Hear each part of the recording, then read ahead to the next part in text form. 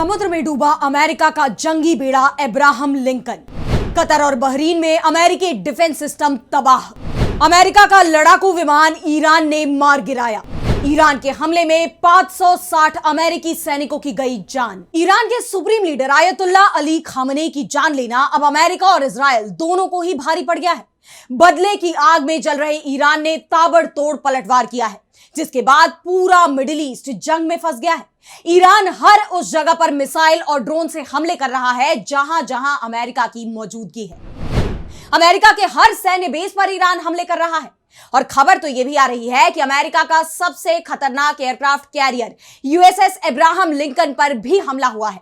ईरानी हमले से इसे जबरदस्त नुकसान पहुंचा है।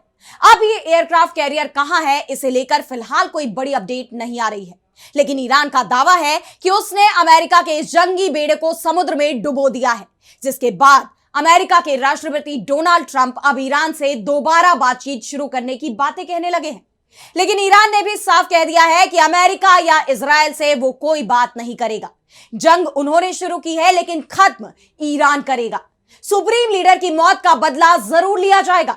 ईरान सिर्फ धमकी ही नहीं दे रहा, बल्कि जबरदस्त पलटवार भी कर रहा है और ईरान के इसी पलटवार को लेकर आज हम अपनी स्पेशल रिपोर्ट में करेंगे बात। नमस्कार, मैं आराधना। तो शुरू करते हैं हमारी ये खास रिपोर्ट और बात करते हैं ईरान के पलटवार की।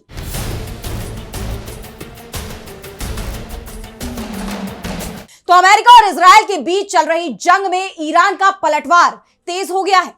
ईरान ने समुद्र में अपनी मजबूत ताकत दिखाई। उसने अमेरिकी वॉरशिप अब्राहम लिंकन को निशाना बनाया है। अमेरिका की तरफ से भी यह माना गया है कि ईरान ने उसके वॉरशिप अब्राहम लिंकन को निशाना बनाने के लिए हमला किया है। ईरान की तरफ से 4 मिसाइलें अमेरिका के एयरक्राफ्ट कैरियर पर दागी गई हैं।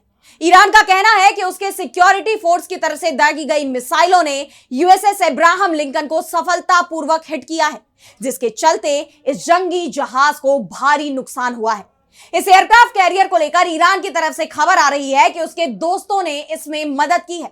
उनकी ही मदद से ईरान ने यूएसएस अब्राहम लिंकन पर सफल हमला किया है।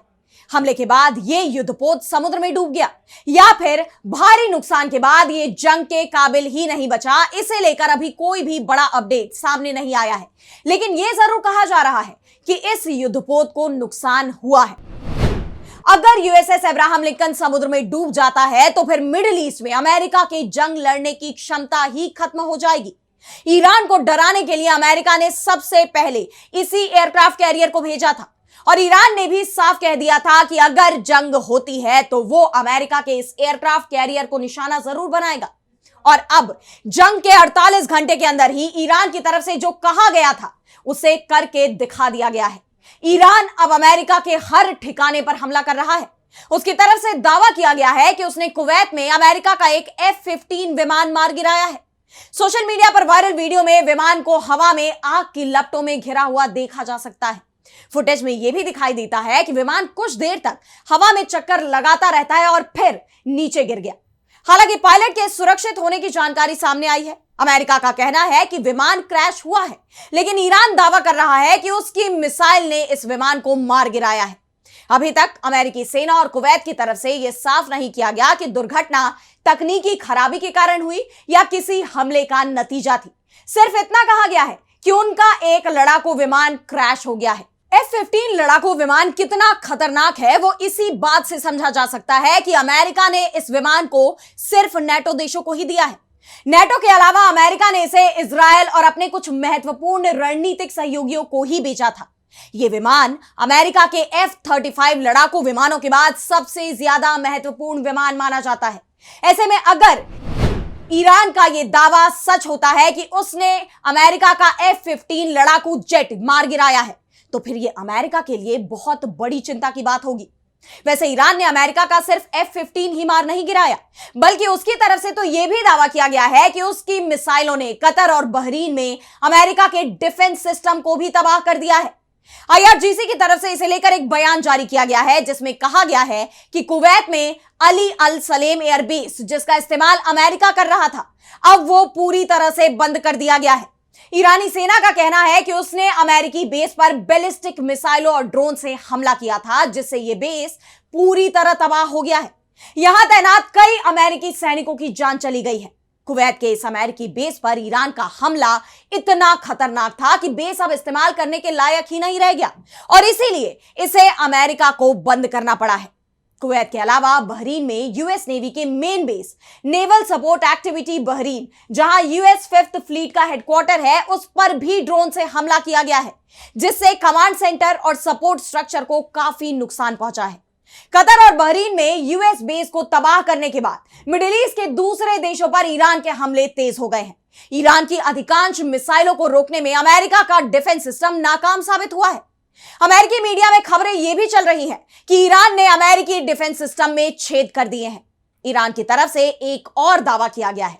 उसने कहा है कि उसकी अधिकांश मिसाइलें रोकने में अमेरिका और इजराइल कामयाब नहीं हो पाए हैं, जिसके चलते बड़ी संख्या में अमेरिकी सैनिकों की जान चली गई। अभी तक 560 सैनिकों की जान जा चुकी है और यह संख्या तेजी से बढ़ रही है क्योंकि हजारों अमेरिकी सैनिक घायल भी हुए हैं और उनका इलाज चल रहा है।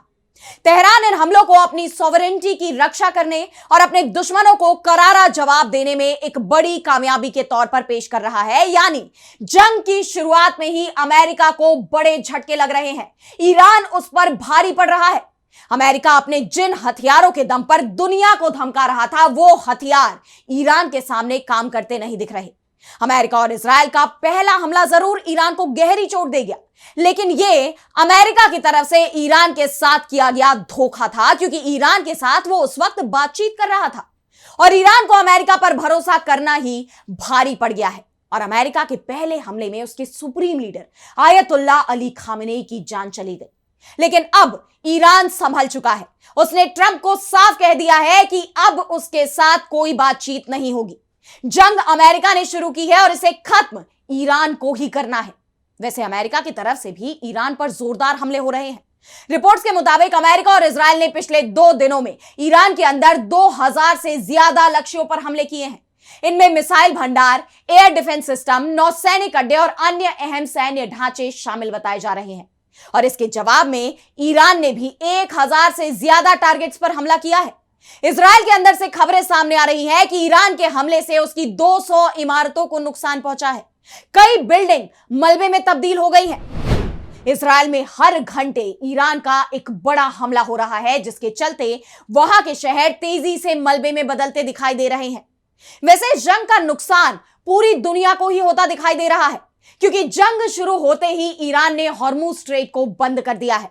सैटेलाइट तस्वीरों में भी साफ देखा जा सकता है कि हॉर्मुज स्ट्रेट में इस वक्त जहाजों की आवाजाही पूरी तरह से बंद हो गई है, जिसका असर कच्चे तेल की कीमतों पर दिखने भी लगा है। कच्चे तेल की कीमतें $5 प्रति बैरल बढ़ गई हैं। ऐसे में इस बात की आशंका जताई जा रही है कि जल्दी ही भारत में डीजल और पेट्रोल की कीमतें ₹15 बढ़ सकती हैं। यानी आर्थिक मोर्चे पर भी इस जंग का बड़ा असर साफ साफ दिखाई दे रहा है। अब आगे मिडिल ईस्ट में हालात कैसे बदलते हैं, इस पर हमारी नजर रहेगी और आपको भी हम इससे रूबरू करवाते रहेंगे। लेकिन फिलहाल आज स्पेशल रिपोर्ट में इतना ही। कैसी लगी आपको रिपोर्ट, हमें कमेंट सेक्शन में बताइए और अगर आपको रिपोर्ट पसंद आई तो वीडियो को लाइक करना ना भूलें और चैनल को सब्सक्राइब कर लें। इसी के साथ मुझे दीजिए इजाजत और देश दुनिया की तमाम बड़ी खबरों के लिए आप देखते रहिए डीवी लाइव। नमस्कार।